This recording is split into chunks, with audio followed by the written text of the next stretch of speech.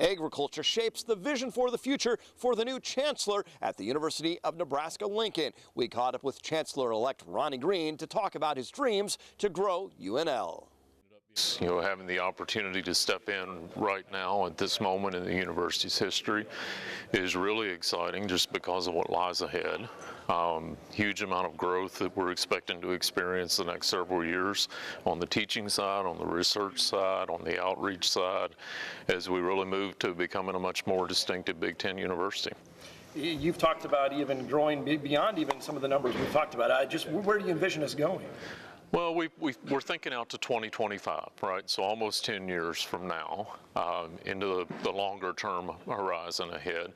And we've talked a lot about being a 30,000 student campus over the last several years, turning UNL into about 5,000 more students than today. Our goal by 2025 will be at 35,000, so about a 40% increase in our enrollment over current levels. You know, one thing is I've talked to some students and stakeholders. They're excited about. They feel like maybe East Campus is going to be a little more integrated with things. You're smiling. What are your thoughts on that? Well, yes and no. I mean, East Campus already is pretty integrated in the university, is the first thing I would say, and leads the university in many ways. And I would expect that to increase in the future as we leverage more of the resources that we have across the ag and natural resources fields, across the broader campus as a whole. I don't know if it's premature, but have you started to think about somebody's going to have to replace you?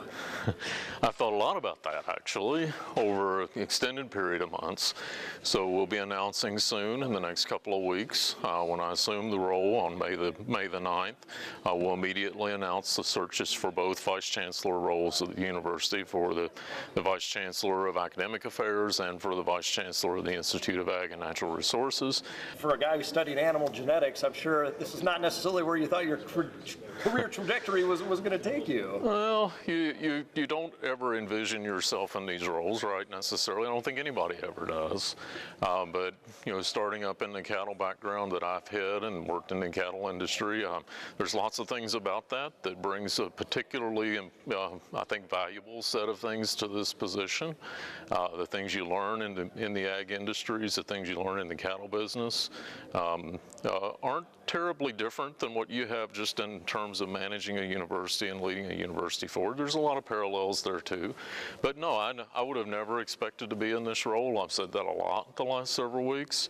But it's going to be a really cool experience to be able to be in it. Do I remember that you might even be a first-generation college graduate yourself? I was very fortunate to be able to go to a land-grant university, to Virginia Tech in my home state, and to be first-generation college educated.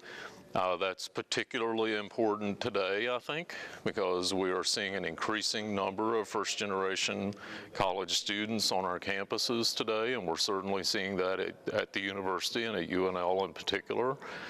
So that experience also, I think, will serve me well. Dr. Green not wasting any time making interim appointments.